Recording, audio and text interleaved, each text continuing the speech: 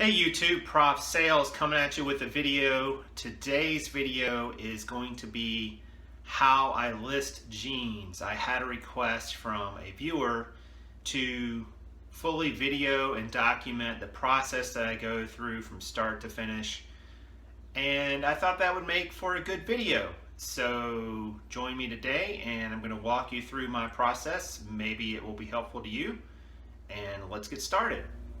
Okay, so the first part of my process is what I call my staging area. This is where I put jeans that I have recently bought and that I'm getting ready to list. So there's not really a specific order to this, but in general, the top shelf, as you see here, these items have already been listed. They have tags on them. I'll show you that in a moment. And they're ready to be put into my inventory. The second row actually has jeans that have been quality controlled, I guess, for lack of a better word. Basically, I've looked through these jeans. I've made sure there's no issues. Again, I'll show you that process in a moment as well. The third shelf has jeans that I have yet to process. You can see here I have, I think these are in stacks of 12, so maybe 30 jeans there, plus, another 10 here, so about 40. I'm actually due to go make a sourcing run tomorrow. And the fourth shelf actually it's actually for even more overflow when I have this full. It also holds items that I'm going to list on eBay as well. So I have this shelf in my office area, and it's always usually full of jeans and ready for more to be done. I just need to do a little more sourcing. So that's how I set that up. Okay, so the first step in preparing my jeans for listing is to inspect them. As you can see here, I have this nice white board.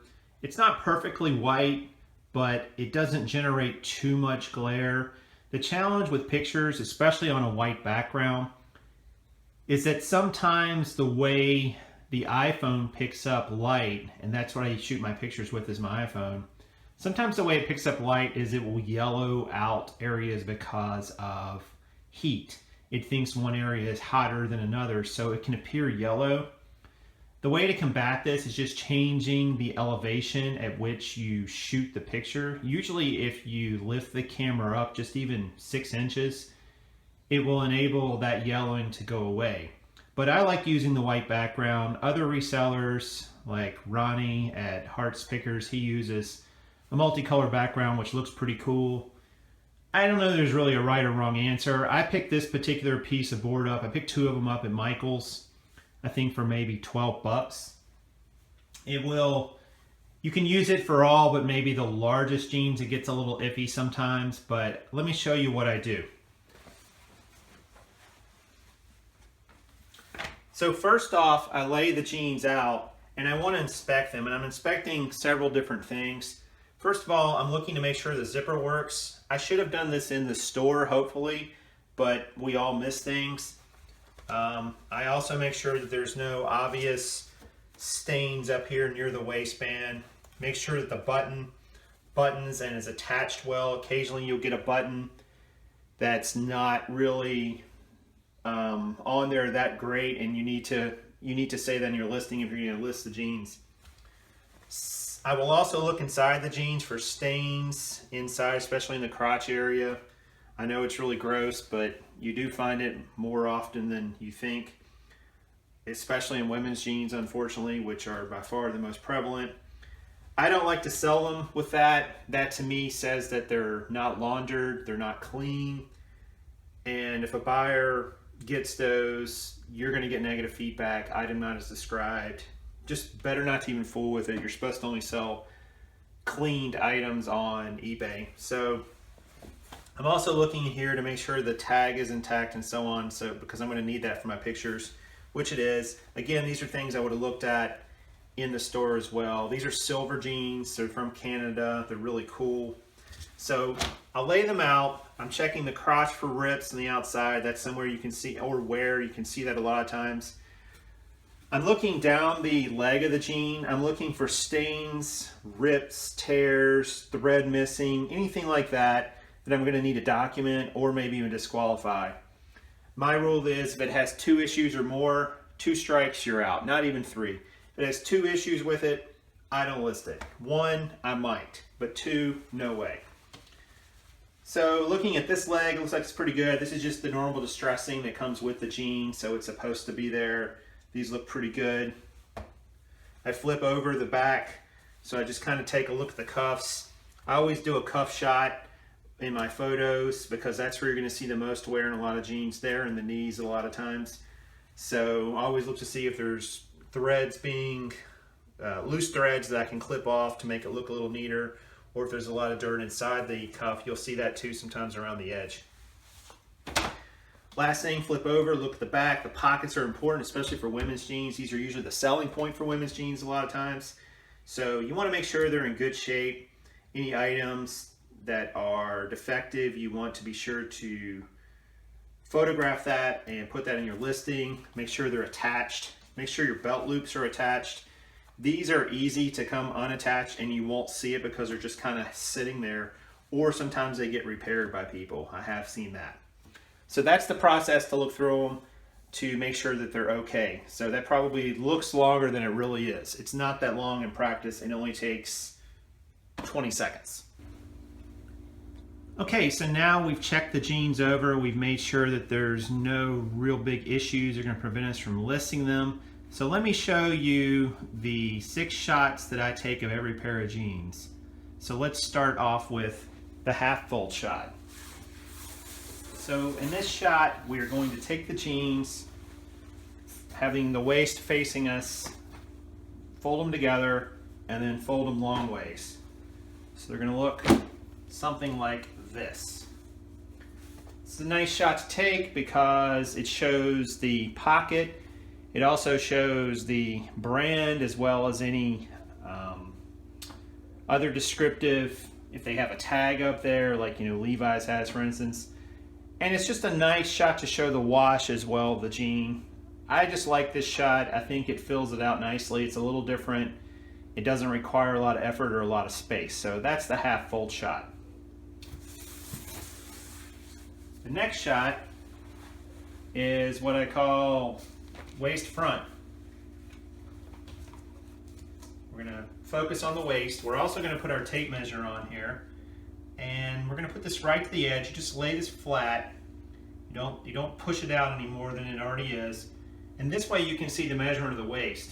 These are right at 14.5, which if you double that, that gives you a 29-inch waist. This is very confusing with jeans because this pair of jeans is listed as a 26.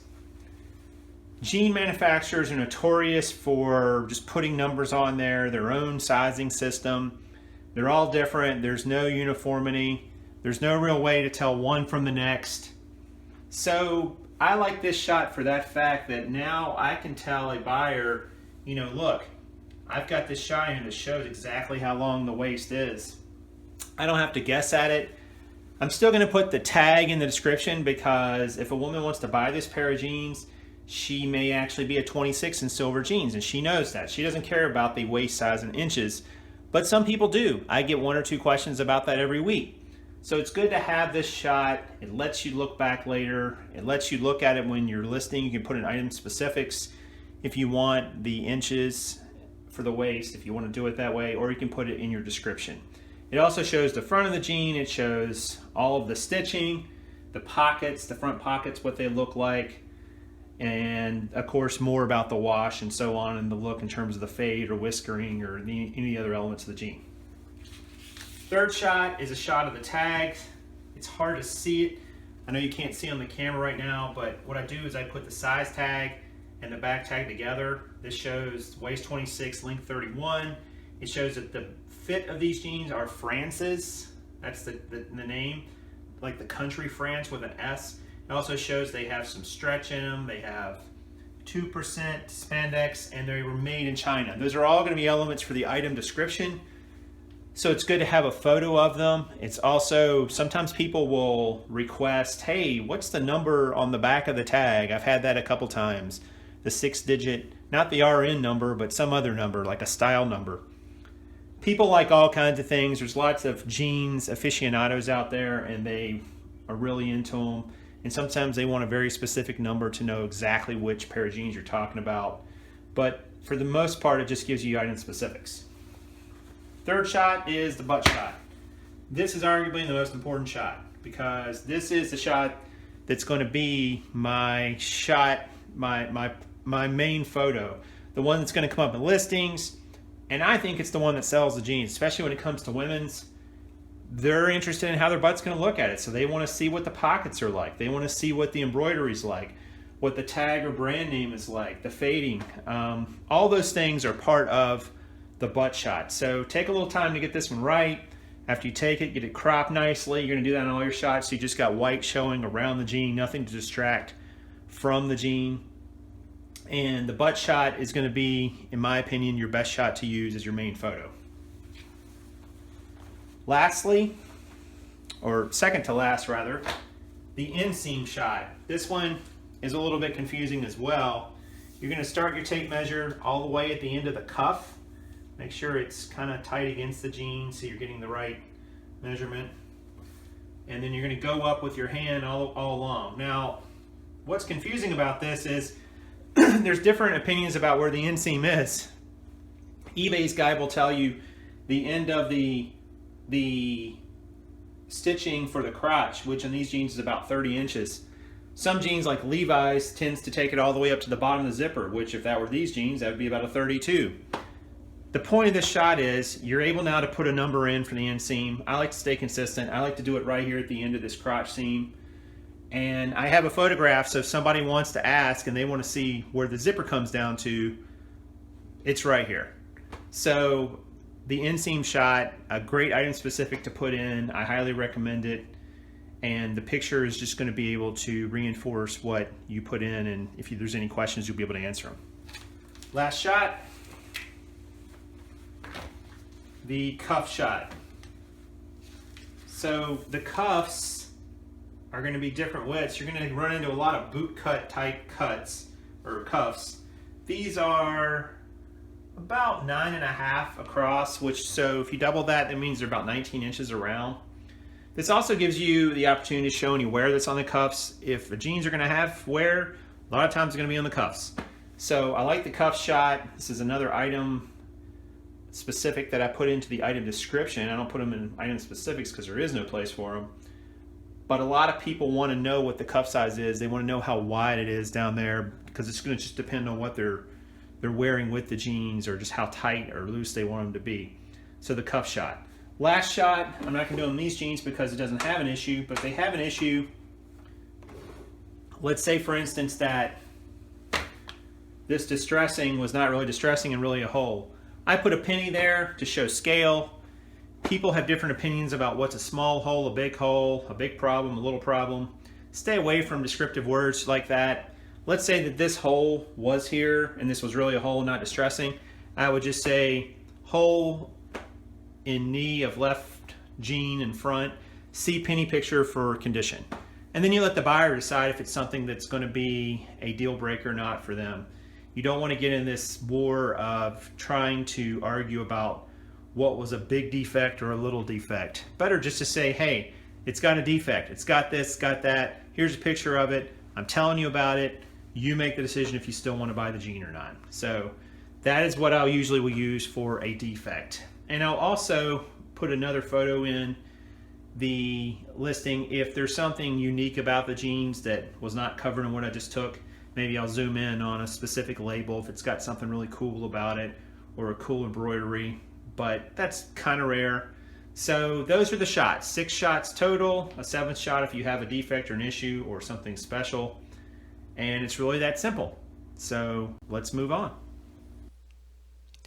Okay everyone, so now we've come to the listing part of our video, and you're gonna have to bear with me because I normally list on my mobile devices because I use an iPad and iPhone.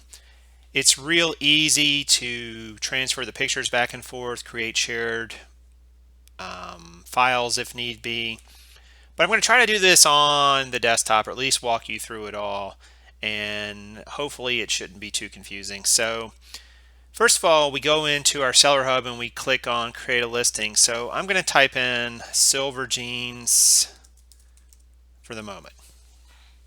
So when this comes up, we're going to have some options here. Now, we're going to put more than silver jeans in there. I like to start with the brand and the word jeans after that, because I feel like a lot of people probably search that way for the jeans they want. Then they move into the fit and the size and all that good stuff. As we mentioned before, these were France's jeans, so that's going to be a keyword. We don't really know if they were boot cut, although they were about a boot cut size, but we can leave that for the moment. So let's put in the size, and we've got 26/31 women's stretch. Those are all good keywords that people search for. You want to avoid words like great condition, free shipping, excellent, just weird adjectives that don't really mean anything. No one's going to search for good jeans. They're just going to search for jeans or a specific type of jeans.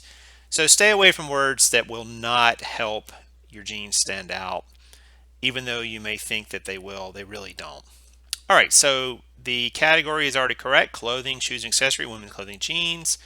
We're not going to worry about the store category right now. Variation, no. We don't need a UPC because it's used. And condition description, I just put all this in the item description. So here's where we would add our photos. Again, I do this on a mobile, but this is where we would add our 6 shots, making our first one, our butt shot right here as our primary photo. If you want, you can crop these within eBay software. I find it easier to do on my mobile devices, but really that's up to you. And if you take photos and store them on your PC, you can import them from here as well if you would like. So really up to you. Item specific. So let's go in and fill as much of this out as we can. Let's see. Silver.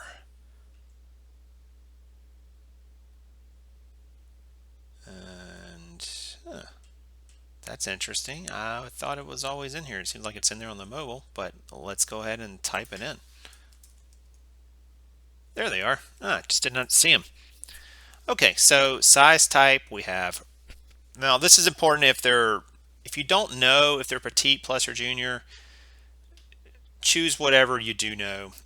There are petites that aren't called petites, so it gets a little tricky. Sometimes you have to figure out what's really petite, what's irregular, and so on. Plus is usually on the tag. Juniors would be more like kids jeans. I don't even really use those or sell those. So we're going to put these as regular because we don't know that they're anything different than that. Now here's where that size comes in. This is where you got a decision to make. We know that the manufacturer calls these a 26. Now these are not a women's 26. First of all, that's not even a choice here. We would have to add it. But we could put in here the inches we had, which I think, if I remember right, was 29 inches. So I will usually put that here. That way I've got what the manufacturer says they are in the item description, at the title description, but I also have the actual inches they are. Style. This gets a little tricky too. Boot cut is by far the most common, but it's not always going to be that. You really have to put something here. Boot cut jeans usually have about a 16 to 20 inch opening. Anything bigger than that is usually a flare in women's or a wide leg in men's. Anything smaller than that is usually a slim or skinny, or sometimes a straight leg if it's right at 16. This becomes a little tricky and problematic to fill out. You're just really going to have to use your judgment here. These were, I think, a 19, so we're going to put that they're a boot cut. We don't know for a certain, and a lot of times they don't tell you in the jean. This is just something you have to kind of get a feel for, and you're not always going to be right, but don't sweat it. We didn't measure the rise. I don't measure the rise. People do ask for that sometimes, and I have to go back and measure the front rise. It's real simple. It's from the bottom of the crotch seam all the way up to the top of the waistband as a front rise. That's usually the only one they ever want, and it's annoying when you have to do it, but you do have to do it. Inseam, I think we said they were a, 29? Yes. Material is cotton blend because they're stretch. Most stretch ones are going to be cotton blend. They're going to be cotton blended with lycra, spandex, polyurethane, one of those three, elastane, one of those 3 or 4. Wash, this is tricky too. A lot of these are ones that are a little bit, take a lot of knowledge to really understand what they are. I tend to stay away from them. I usually stick with light, medium, or dark if I don't know exactly which one it is. If it's a black and gray, I'll obviously put that. If it was white or some other color, I would put that.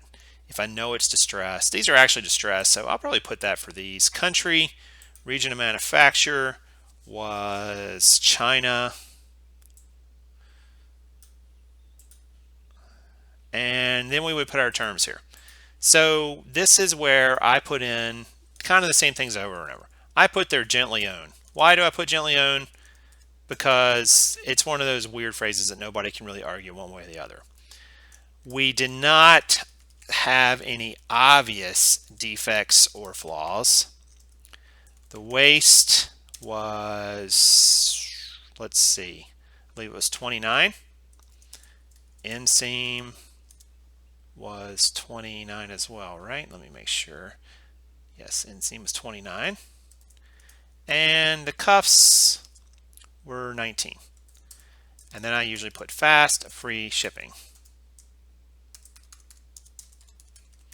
Now when I do this on my mobile device, those words come up as frequently used words, so I usually only have to just touch the word, so I actually save a lot of typing. You can copy and paste, whatever you want to do here. I don't think it's a big time difference one way or the other. These 3 right here change a lot. Waist, inseam, and cuffs come up in my mobile device because I use them over and over. Gently owned comes up, no obvious defects or flaws. So all these are ones I can just hit the word in the frequently used words thing that comes up on the iPad, and boom, it's there. So fixed price, I like to do buy it nows. I really don't fool with auctions for jeans for the most part. 30 days, a lot of discussion about what's the best way to list clothing and so on. I don't know what to tell you here. It's really personal preference. Play around with it, see what you like. I like doing every 30 days. That way I don't have to fool with them for a month. It's long enough that sometimes they'll get indexed by Google, and that'll help people find your item a little bit more. The buy it now price. Now, if you're on a mobile device, a price will come up here. This is where you need to have your product research done. I know that silver jeans sell for a good penny when they're new. So I'm going to list them a little bit higher than I would list a lot of jeans. And since these are in pretty good shape, they got a really cool design on the back, I'm going to put 28 bucks on these. Will I get that? Who knows? But I've gotten that and gotten more than that for silver jeans many times in the past, so it won't surprise me at all. I don't usually do best offers on jeans because if you put $28 up there, somebody's going to offer you like 18 bucks. Just sell them. I mean, best offers, if it was a really expensive pair, brand new True Religions or something, you might put on there a best offer. You might put 90 bucks on there best offer. But since this is just a more run-of-the-mill jean and they're used, I don't like to do best offers. Private listing, no. Quantity 1, donation, sales tax if you're doing all that good stuff. These are my default settings that I have. PayPal immediate pay, I highly recommend that. Don't let people not pay you right away, because then your listing is not up anymore and no one else can bid on it or buy it, and you have to wait for that person to pay you. 2 pounds, priority mail, free shipping. I do all free shipping. I process within 1 business day. And I also do 30-day money-back guarantees or money-back returns. I don't see that it's really going to help or hurt your returns, the amount that come back. People forget after 30 days. I've had 3 returns in the last month that were started, and then eBay closed them because the buyer never shipped the jeans. So do what you want there. You're going to be forced to go to 30 days pretty soon anyway, the way it's going on eBay. Might as well start now. It's not going to hurt you in returns, trust me. Package weight, these are all going to be flat rate padded envelopes, so I can do anything up to 70 pounds, so this doesn't really matter that much. And I'm shipping out of my hometown. So then I would, of course, click list item. Now, one other thing I forgot to mention here, if we go back up, is the custom label SKU. I do a system where I use a now 4-digit number, and it'll eventually be 5, and I have a bin system where I put jeans. I have in my spreadsheet locations open. Now that's a topic for a whole nother day, so I'm not going to get into that too much. But this is where you would put where your jeans are listed, where they're actually physically located. Not a problem when you're selling 10 pair of jeans to go search through them. But man, even by the time I got to about 50, it got to be a huge headache trying to find where they were, and you would start losing things, and you lose time and efficiency searching through them. So you got to come up with an inventory system. This is where you put the SKU. Only you can see this. The buyer cannot see this. So it's a good place to put it. When you sell this item, it will come up as, you know, the little picture. If you're using the new beta seller hub, it'll come up as the picture. It'll tell you the item, how much sold for, and it'll also show you where it's located. You can even print out all your sales each day. That's usually what I do when I get up in the morning. I've got 4 or 5 jeans sold. I will print the sheet, go up to my inventory room, pull all the jeans, come down, start packaging up and shipping. So seller SKU, incredibly useful. The only negative about it is I cannot figure out a way to see it on a mobile device at this point. So that is a little bit of a negative for me. I just really wish I could see it there, because I wouldn't even have to go into this screen on my laptop as often. I could just pull it from my mobile devices. But a minor inconvenience. Maybe eBay will make that change. I know they're still changing the seller hub and mobile applications and so on. So who knows? So that's it. That's it for the listing, and let's move on to the final part of this video. All right, everybody. So that concludes all my videos on how to list a pair of jeans. Once you've listed the items, of course, they're going to go into your inventory until they sell. And there's really not that much to it. Honestly, I think one person, once they become efficient at this system, could list 10 to 12 pair of jeans per hour. You definitely have to be moving through them and know your processes and know your jeans and so on. Just like anything else, you've got to have the product knowledge. But once you have that knowledge, it really tends to fly by. There's no reason you can't list a few dozen jeans per day if you choose to do so. So it's an easy process. It's one that I've kind of honed now over the last year. I'm sure there's things I could do that would make it better, and I would be happy to hear any comments or suggestions that you guys have along those lines. But in any case, I hope you enjoyed it. So I know I enjoyed making this video. It brought to mind a couple things about how I used to do things that were kind of funny and made me chuckle. But I think the video in general is a pretty good representation of what I do today. I'm sure there's probably a few little things here or there that I didn't go into. Obviously, I didn't go into the inventory part as much. And that can be in another video. I actually did an inventory video a few months ago that you can find here on my channel. So, in any case, if you like this video, please consider hitting the like button below and leave me a comment. I like hearing from you guys and try to answer each and every one of them. And also consider subscribing to the channel if you want to get updates when new videos come out. I try to make at least 1 or 2 per week on average, and I guess I've kind of stuck to that so far.